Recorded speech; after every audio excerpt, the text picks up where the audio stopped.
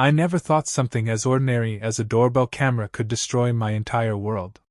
You know those moments in life when you feel safe, when your world feels normal, until one notification changes everything? That was me. A husband, a father, and a man who thought he was living his dream life. My name's Daniel. I'm 34 years old, and I live in a quiet suburban neighborhood in Illinois. The kind of place where people wave while mowing lawns, where kids ride bikes until sunset, and where every doorbell camera is supposed to make you feel safe, not paranoid. My wife, Emily, and I had been married for 7 years. She was beautiful, smart, and had this energy that filled every room. We met at a friend's wedding. She spilled champagne on me, laughed, and said, "Guess I marked my territory early." Back then, I thought it was fate. Turns out, it was a warning I ignored. We had a 5-year-old daughter, Lily, the light of my life. And every morning was the same routine: breakfast, coffee, Emily rushing out for work, me packing Lily's lunch, and a goodbye kiss at the door. Our life wasn't perfect, but it was ours. Or at least I thought it was. It started one Thursday evening. I was on a late shift. I work in IT security, and Emily said she was meeting an old college friend for dinner. Nothing unusual. She'd done it before. But that night, something inside me felt off. I can't explain it. Just this gut feeling, like static in the air before a storm. When I got home around 11:30 p.m., the house was quiet. Lily was asleep. Emily wasn't home yet.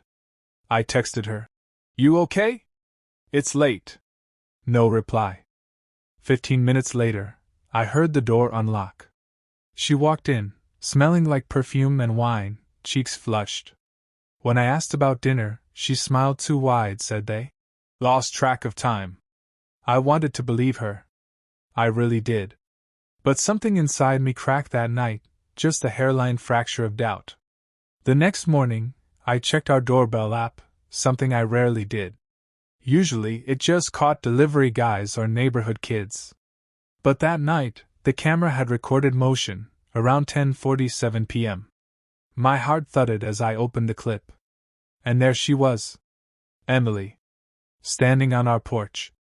But she wasn't alone. There was a man. Tall, broad-shouldered, wearing a hoodie. They weren't hugging, at least not at first. He leaned closer, whispered something, and she laughed, that same laugh that used to melt me. Then he kissed her. Right there. On our porch. Under the same light where she kissed me every morning before work. I froze. For a moment, I couldn't even breathe. The world around me blurred.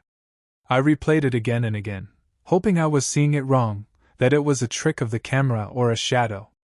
But it wasn't. It was her.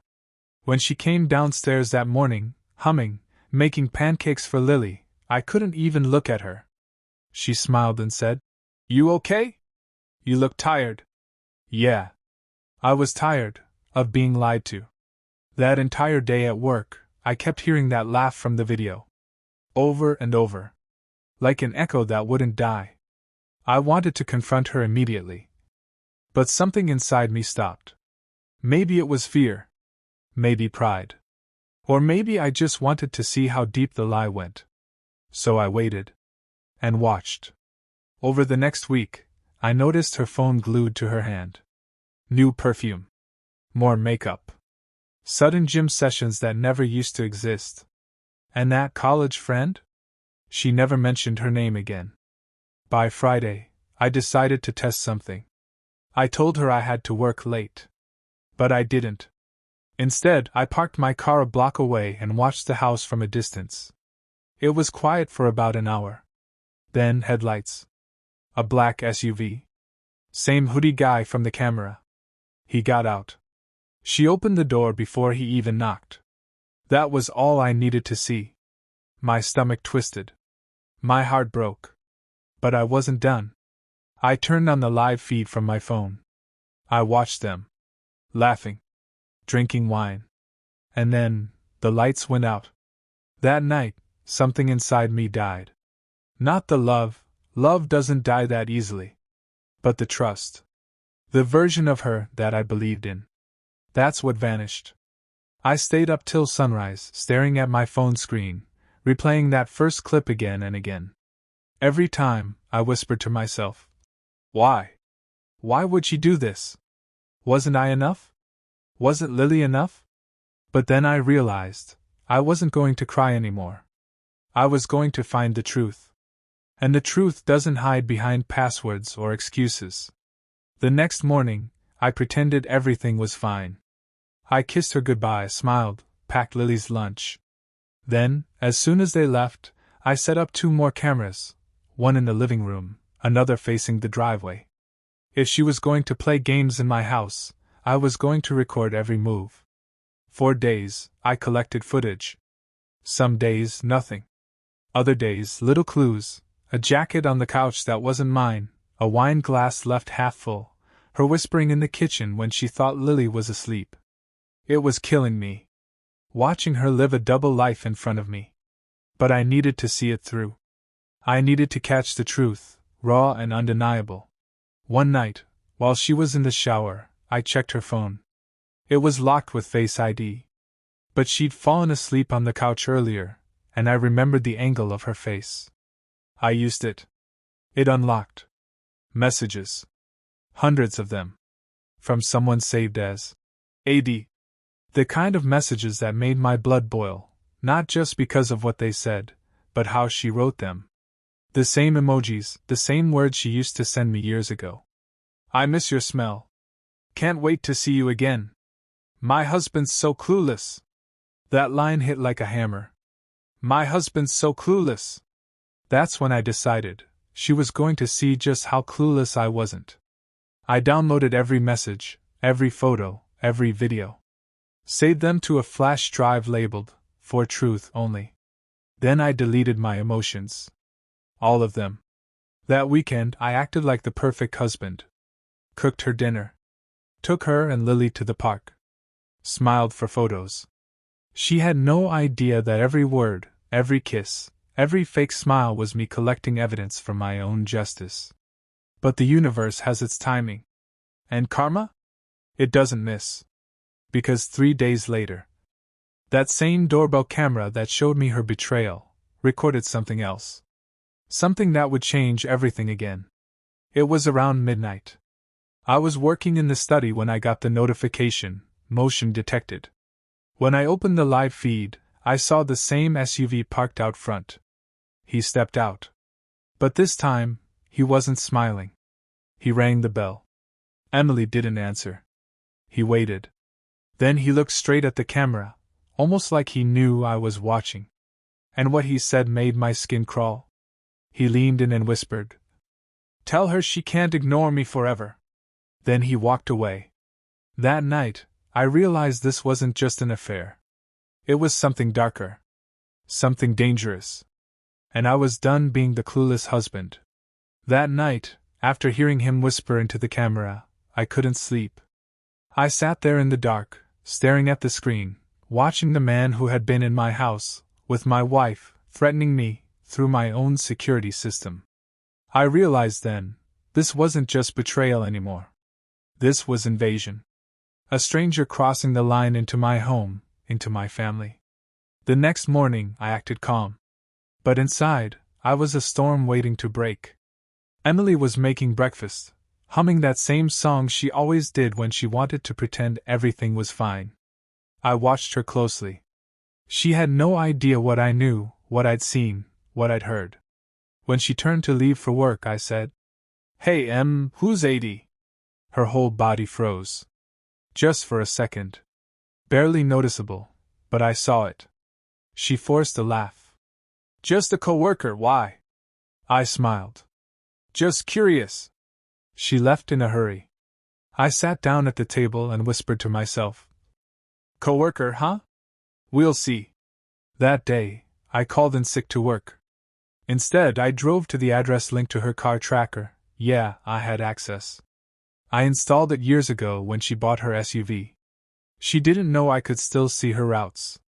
Around 12:30 p.m., her car stopped near a cafe downtown. Then, it didn't move for 2 hours. I parked across the street. Waited. And there she was. Emily. Walking out with him, the same man from the camera. They were holding hands. In public. Like two people who didn't have a care in the world. She looked happy. Freer than I'd seen her in months. And I just sat there in my car, gripping the steering wheel so hard my knuckles turned white. When she kissed him goodbye before getting in her car, something inside me snapped. But I didn't storm over. I didn't yell or fight. I took pictures. I recorded everything. Because when I confronted her, I wanted the truth, not her version of it. That night, she came home like nothing happened. Dinner. Laughs. Lily's bedtime story. And when she kissed me goodnight, I felt nothing. Nothing but coldness. I couldn't sleep. So, I started digging deeper into AD. Within hours, I found him. Adam Daniels. Works at a marketing firm downtown. Divorced. 2 kids. And this part almost made me laugh. His wife had left him for cheating. The irony was unbearable. For days, I watched patterns. Every Tuesday and Friday, lunch meetings. Every Thursday, gym session. Every weekend, mysterious errands. All leading back to him. But I wasn't just watching anymore. I was planning. I needed her to confess.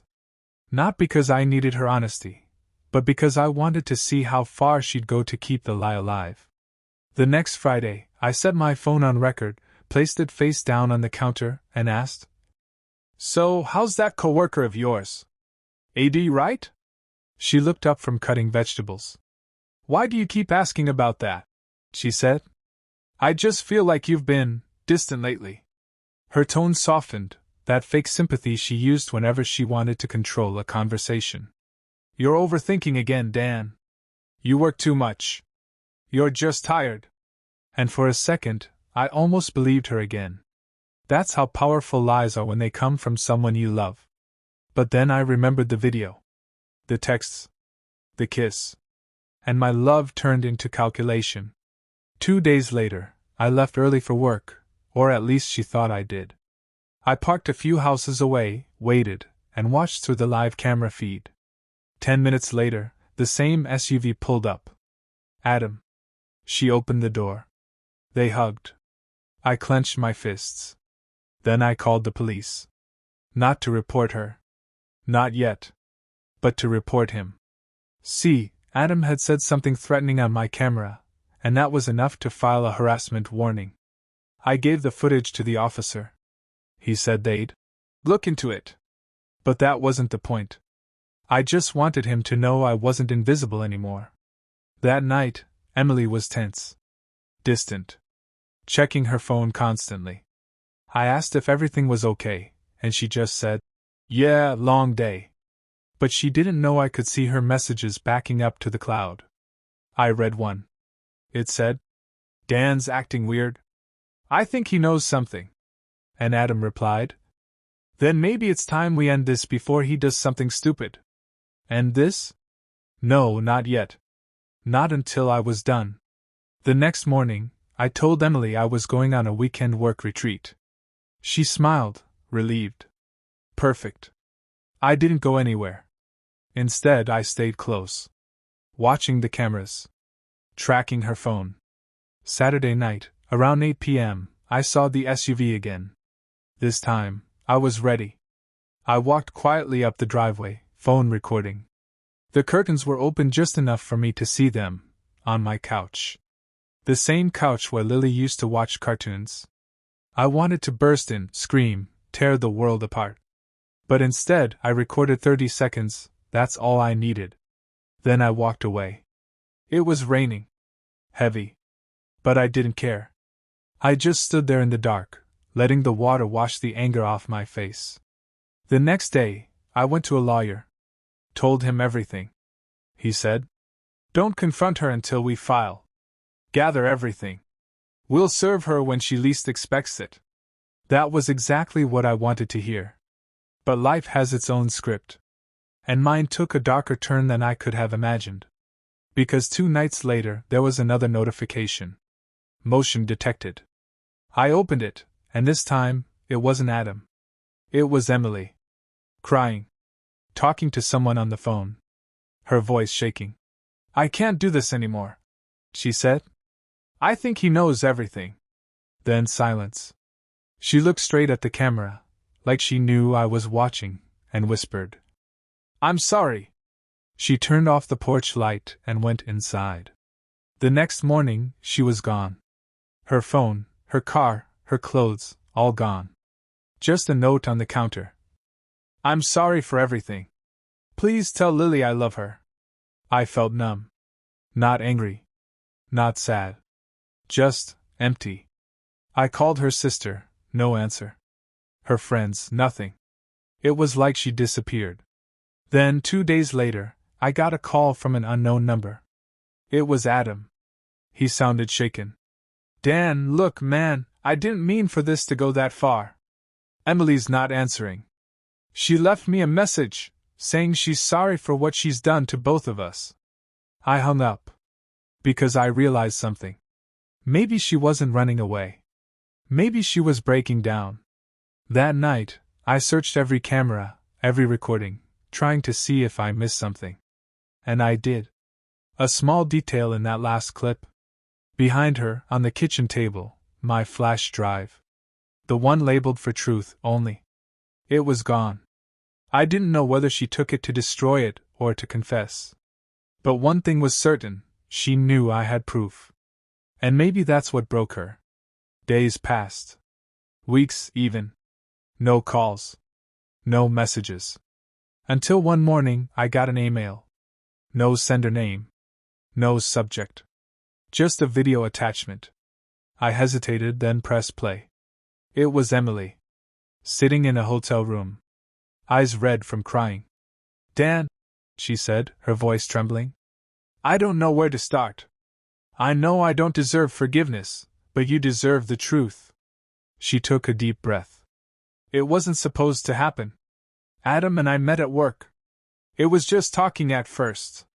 I felt invisible at home, like you stopped seeing me. But then it became something else. Something wrong. And I couldn't stop it." Her voice cracked. "He said he loved me. He said he'd leave his life for me. But when I told him I wanted to end it, he got angry. He started showing up at the house. That's why I told him to stop coming. That's why he said what he did on the camera." She started crying harder. "I wanted to tell you, but I was afraid. Afraid you'd hate me.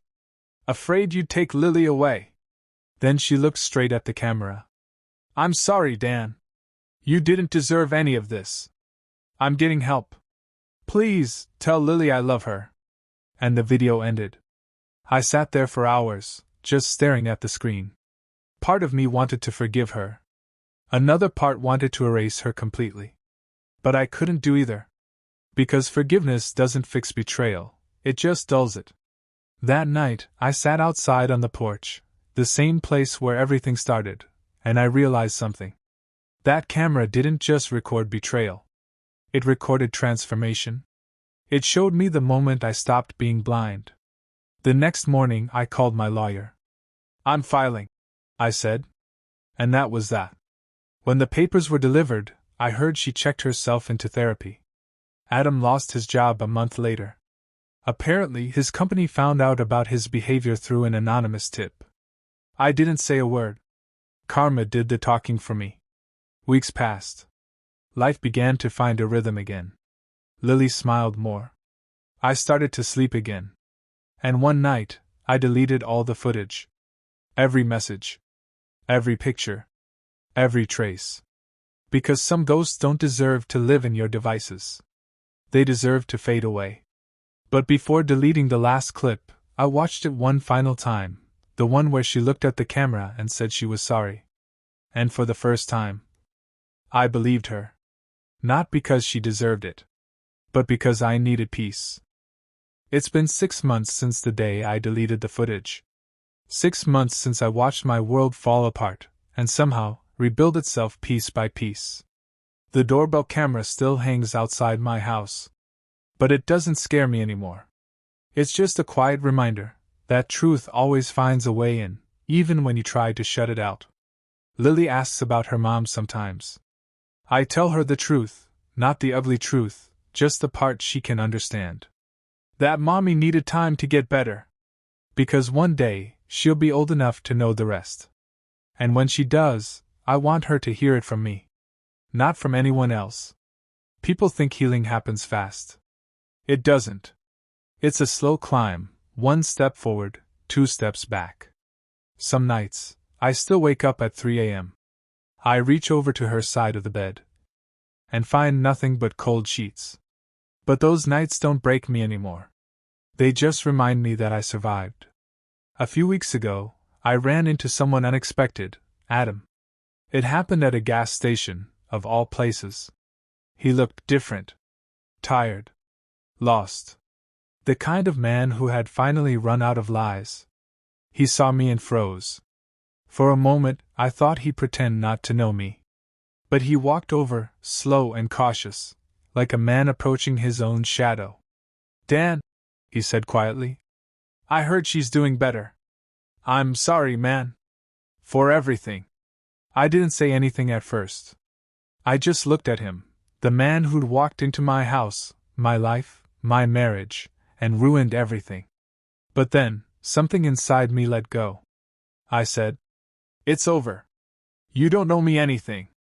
Just don't ever do that to anyone again. He nodded. Didn't make excuses. Didn't try to explain. He just nodded, got in his car, and drove off. That was the first time I realized forgiveness isn't about them. It's about freeing yourself from the weight they left behind. The next week, I met Emily for the first time since everything happened. It wasn't planned. I was picking Lily up from school, and there she was, standing by the gate, holding a small gift bag. She looked healthier. Softer. But there was a sadness in her eyes that time hadn't erased. We didn't talk much. Just small words between two people who once knew each other better than anyone else in the world. She handed Lily the bag, a drawing book and crayons. Then she looked at me and said, Thank you, for not destroying me. I wanted to say something, anything, but the words wouldn't come. So I just nodded. As she turned to leave, I said, Emily. She stopped. I took a breath. I hope you find peace. She smiled, a faint, broken smile, and whispered, I'm trying. That night, I sat outside again, under the same porch light where it all began. The air was still. The neighborhood quiet. And for the first time in months, I didn't feel haunted. I realized something. Revenge doesn't heal you. It just keeps you standing in the same fire that burned you. Justice isn't about making them hurt, it's about finally walking away from the ashes. So I did. I walked away from the camera. From the house that once felt like a war zone. From the version of me that was broken and angry. I started painting again. Something I hadn't done in years. Lily loves to sit next to me, drawing stick figures and rainbows. And sometimes I catch her drawing all three of us, me, her, and Emily, holding hands. In her world, things are still whole. And maybe, that's enough. Last week, I finally replaced the doorbell camera. Not because I needed a new one, but because I wanted a clean start. The old one had seen too much. Heard too much. It belonged to a chapter one was done reading. When I took it down, I flipped it over, and noticed something. A tiny engraving I'd made years ago when I first installed it. It said, Home means safety. I smiled. Because even after everything, that's still true. I may have lost my marriage, my trust, my old life, but I found something better. A new kind of safety. The kind that comes from knowing you'll never let yourself be broken the same way again. Sometimes, I still think about that night, the first night I saw the footage. The rain. The laughter. The heartbreak. But it doesn't sting anymore. It just feels like a story someone else lived. And maybe that's what healing really is, when your own pain starts to sound like someone else's story. Before I go, I want to say this, to anyone who's listening, who's been betrayed, who's staring at a truth they never wanted to see. You will survive it. You will hate it. You will fall apart for a while. But one day, you'll wake up, and the pain will have turned into clarity. You'll realize the worst thing that ever happened to you became the reason you finally saw who you were meant to be. I'm not the man I was before the betrayal. I'm quieter now. Wiser, maybe, but also more alive. The footage that once destroyed me became the evidence of my rebirth. And now, when I look into that camera, it doesn't scare me. It just watches, silently, as life moves on. The rain still falls. The wind still hums through the trees. But this time, the house feels warm again. Because the truth, no matter how painful, will always set you free. This is my story, my confession, my redemption. And if you're listening, if you're standing in the ruins of your own heartbreak, remember this. One day, the pain that broke you will be the reason you finally rebuild stronger. The camera saw everything. But now, it's finally just the camera again.